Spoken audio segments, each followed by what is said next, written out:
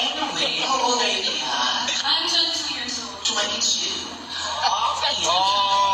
Sorry, how old are you? 22. Miss Catalina Aplaya, of course, si Vilma Santos, yung ating newly elected governor.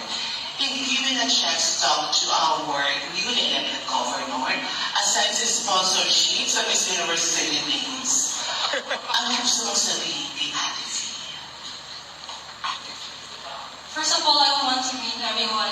Mabuhay Batangas, mabuhay Pilipinas. If I will be able to have a chance to talk to our Honorable Vilma Santos, I would like to ask her to give a spotlight to our churches in Batangas. As a beauty queen, it is really important for us to have values in life, to have principles that we can share to other people. But most importantly, it is also important for us to highlight our culture and our history. As Batangas has approximately 300 churches here, I think it is really important for us to exert faith, put in our hearts as queens. Because we queens may show or represent our province in the Philippine stage.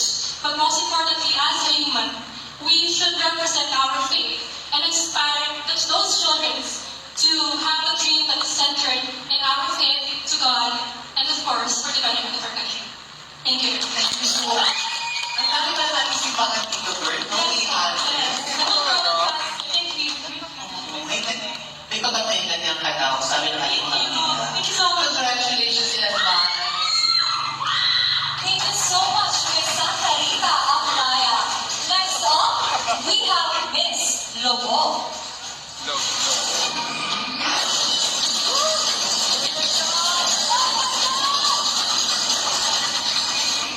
Hello. Hello po. How are you? I am fine, thank you. So, they say that winning the crown is all about destiny.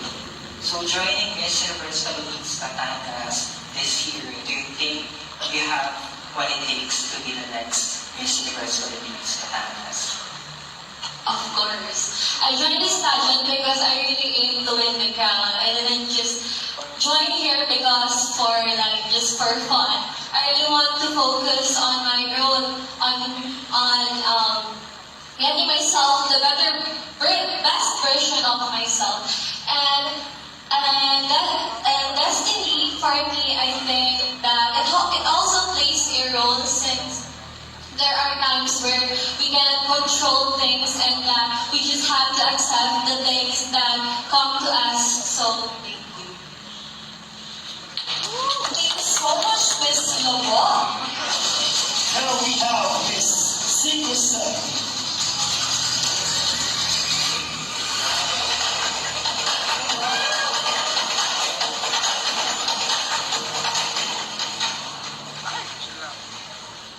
Hi again. Sorry. But that's the problem. My question is, the last edition of Miss Universe Philippines, our ranking, the newly crowned Miss Universe Philippines 2025 Miss Batangas album on stage. So do you think you failed in your idea on stage kung nagdalas kanya to win the Miss Universe Philippines crown? Or it's the decision of the organization to choose a girl who competed not just once but twice in the same match?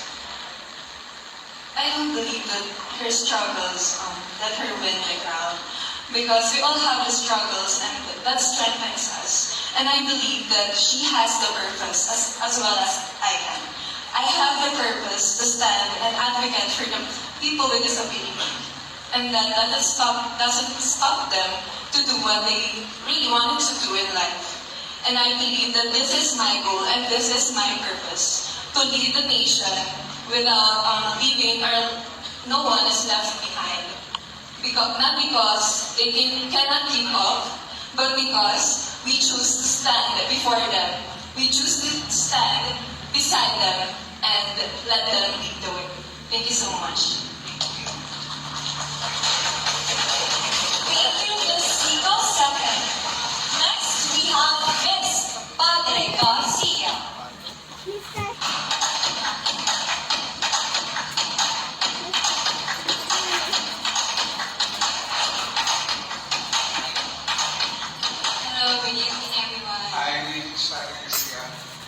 makes you the best person to be the next Miss Universe Philippines Batangas?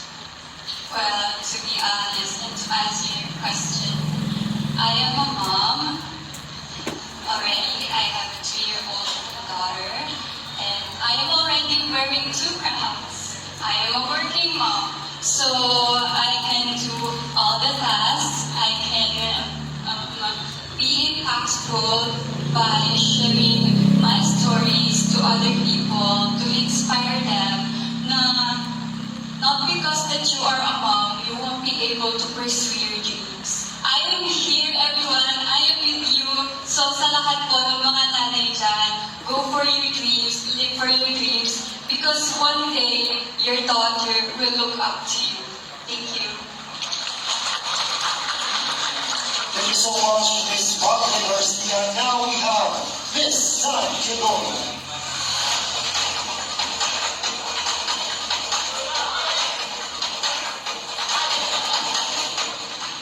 Good afternoon po. Hi, good evening, Miss Sana Teodoro. This is Jay again from Allen Chay. Hello po. I'd like to ask, what are the challenges you had encountered in preparing for this Miss Universe Philippines Batangas press presentation?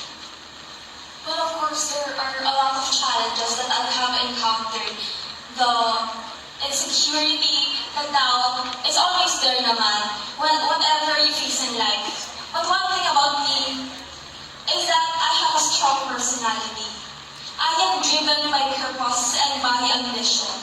And as I stand here today, I am a pillar, I am a reliable pillar of our community and an aspiring Miss Universe Philippines Batangas representative for the year 2026. And I am ready to showcase my potential, eager to serve as an influence and dedicated to using my voice and this platform to uplift and empower others. Because I strive to be a woman with purpose. I strive to be a woman who embodies intelligence with a voice and beauty with a purpose. Thank you.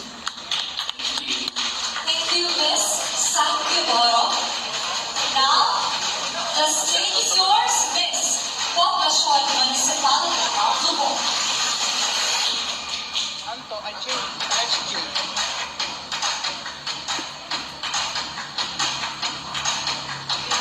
Hello, Miss Poblacion. Hi, good evening. Good evening. Okay, so I'm sure there's a lot of beauty pageant here in Batangas. So why Miss Universe Philippines Batangas? I believe that being on a bigger stage would spotlight on my purpose. As someone who is passionate with wearing the weight of purpose, I chose Miss Universe Philippines Batangas because I know that it could help me not just with my advocacy, but for me to encourage my individuality. You know, unbeknownst to many, I was bullied when I was a teenager. I was ridiculed because of my appearance, and it caused me to be really shy and timid. And regardless of whatever happened to me, I chose to rise above that self-doubt and criticisms and negativity because I chose to be me.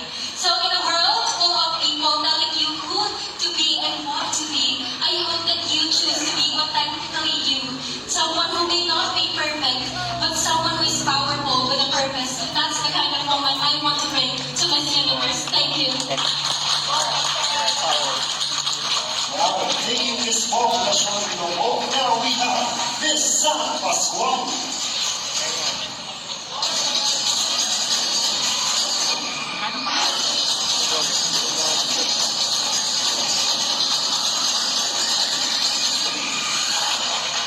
Hi, Miss San Pascual. Hi. Kumusta? Okay lang po. Okay, thanks. My question for you is, in joining Miss Universe Philippines Batangas and ultimately if you win the Miss Universe Philippines, what advocacy you would want to advocate in the national scene or even international? As a candidate of Miss Universe Philippines Batangas, my advocacy would be supporting person with disabilities, especially to those with cerebral palsy, because I have a daughter with cerebral palsy, and the experience has showed me the accessibility, the importance of access responsibility for everyone. And I will fight for a world where everyone can reach their full potential. Thank you so much, Miss San Pascual. Next up, we have Miss Rosario.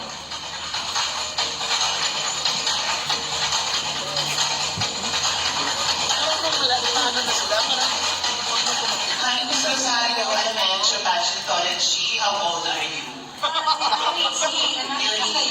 Saan ka sa Rosario? Madami mukhang manangan siya. Sa Puliklaran po. Ulit na ako. Ano ba na masaya? Marami kong mga manangan siya. Anyway, this is a big question. Of course, this is a cliche question.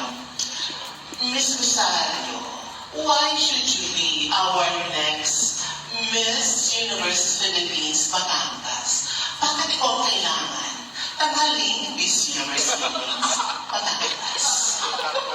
Well, being the youngest candidate here, I can tell you that I've proven that I have the resilience and passion to join a bigger pageant.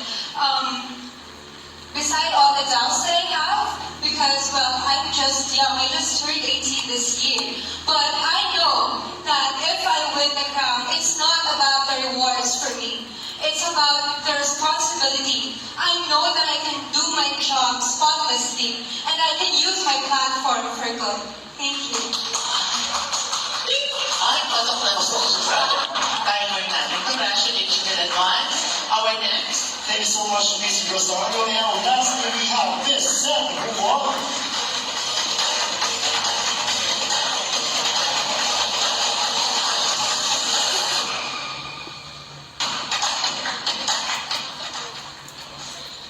Hi, good evening. Hello, good Miss evening. Juan.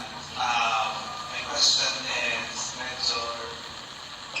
medyo shaky question.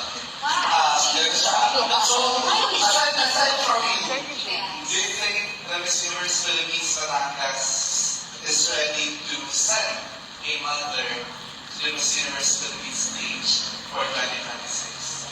Oh, wow, that's a great question because I have a lot of friends who are mothers already. I believe that mother is such a huge responsibility to carry the child itself, but we don't judge anyone here. That's why the Miss Universe Philippines is open for mothers or for anyone. This shows that inclusivity, that no matter who you are, may it be a mother or not, you are welcome here. And regardless of who you are a queen, you're a winner, you have a story to tell, and that's what's mattered in Miss Universe Philippines Batangas. Thank you. Please subscribe. Only personal use is allowed.